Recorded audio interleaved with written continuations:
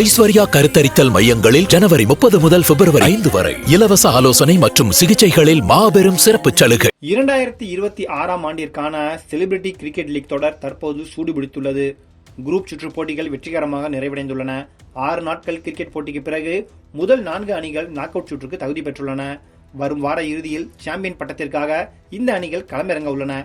விசாகப்பட்டினம் மற்றும் கோயம்புத்தூரில் நடைபெற்ற குரூப் சுற்றுகளில் பெங்கால் டைகர்ஸ் மற்றும் கர்நாடகா புல்டோசர்ஸ் அணிகள் அனைத்து போட்டிகளிலும் வெற்றி பெற்று ஆதிக்கம் செலுத்தின.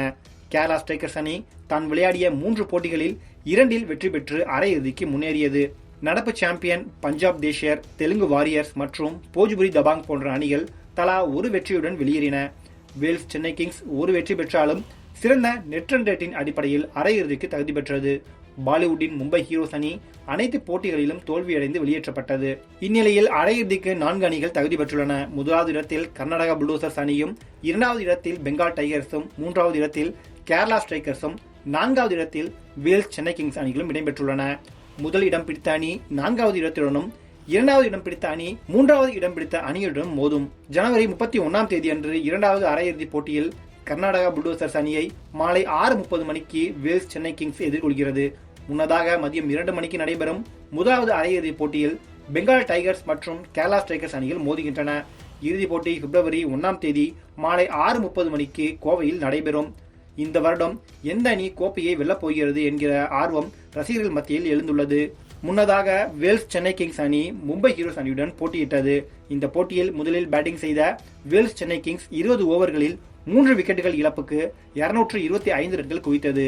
இதில் சென்னை அணியின் கேப்டன் விக்ராந்த் தனி ஒருவராக 66 பந்துகளில் 149 ரன்களை விளாசினார். அவரது இன்னிங்ஸில் 17 பவுண்டரிகளும் 10 சிக்சர்களும் அடங்கும். முதல் இன்னிங்ஸின் கடைசி பந்தில் சிக்சர் விளாச முயற்சித்த விக்ராந்த் அந்த பந்தில் தனது விக்கெட்டை இழந்தார்.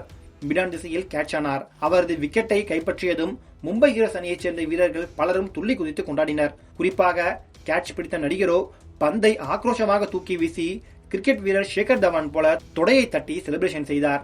இதை பார்த்த தமிழ் ரசிகர்கள் விக்ராந்த் 20 ஓவர்கள் நின்று வெறும் 66 பந்தில் 149 ரன்கள் குவித்து மும்பை அணியை மொத்தமாக முடித்துவிட்டார்.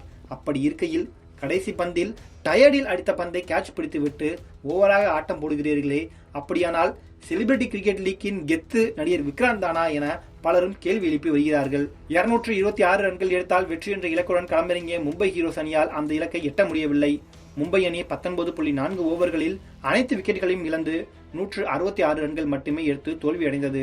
இதனால் வேல்ஸ் சென்னை கிங்ஸ் அணி 59 ரன்கள் வித்தியாசத்தில் அபார வெற்றியை பெற்று அரையிறுதிக்கு சென்றது.